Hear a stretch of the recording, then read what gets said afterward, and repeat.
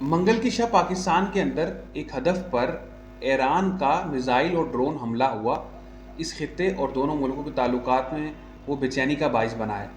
پاکستان میں جو کی گئی کارروائی ہے وہ زیادہ اہمیت حاصل کر رہی ہے، حتیٰ کہ ایران نے اس سے قبل عراق کے کردستان کے علاقے میں بھی یہ کارروائی کی ہے. جو ایران کی جانب سے پاکستانی سرحدی علاقوں میں مختلف ٹھکانوں کو نشانہ بنایا گیا ہے. ایران کا موقف یہ ہے کہ یہ مختلف جو دہشت گرد تنظیم ہیں جو ایران میں دہشت گردوں کی کارروائیوں میں ملوث ہیں، ان کے خلاف ہی کارروائی کی گئی ہے. ان دہشت گردوں کے خلاف کارروائی کی گئی ہے جو کہ ایران کے اندر دہشت گردی میں ملوث ہیں.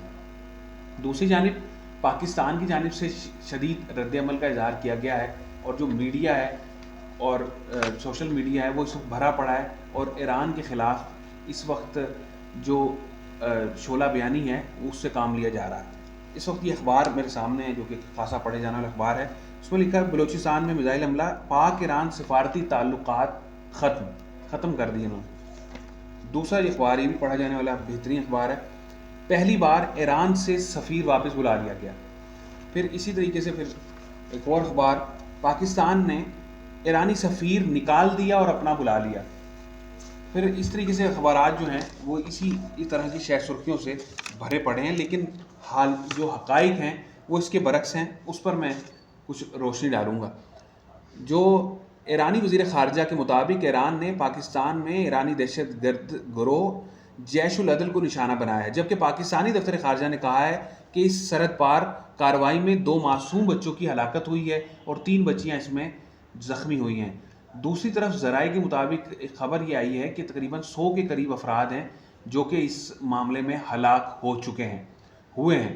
ایرانی جو موقف ہے وہ یہ ہے کہ یہ جیش العدل نامی جو تنظیم ہے جو ایران کے اندر دہشت گردانہ کارروائیوں میں ملوث ہے، اس کے خلاف یہ کارروائی ہوئی ہے. تو بہت سے لوگ یہ کہہ رہے ہیں کہ ایران نے غلط کیا ہے، ایران نے یوں کیا ہے وہ کیا ہے.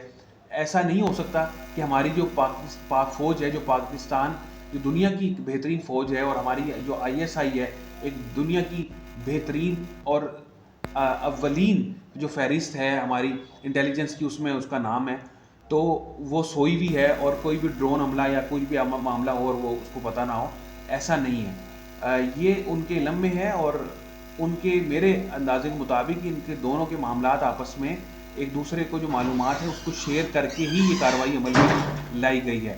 اور دوسری طرف ہم دیکھتے ہیں جو سابق وزیر خارجہ ہیں خواجہ آصف، ان کا بھی ایک بیان سامنے آیا. انہوں نے کہا ہے کہ دہشت گردی کا مسئلہ ہمارے لیے بھی ہے. پاکستان میں دہشت گردی کرنے والوں کے محفوظ ٹھکانے ایران میں بھی ہیں، لیکن اس مسئلے کو دونوں ممالک کے درمیان بگاڑ کا سبب نہیں بننا چاہیے. اپنے ایک بیان میں انہوں نے کہا کہ ایرانی حملے پر ہو سکتا ہے کہ ہمیں مزید سخت پوزیشن لینی پڑے، لیکن یہ ضرور مد نظر رکھنا چاہیے کہ ایران کے ساتھ ہمارے تعلقات ایسے نہ بگڑیں کہ جن کی تلافی نہ ہو سکے. یہ اس وقت ایک گرم ماحول میں بہترین بات ان کی جانب سے کی گئی ہے.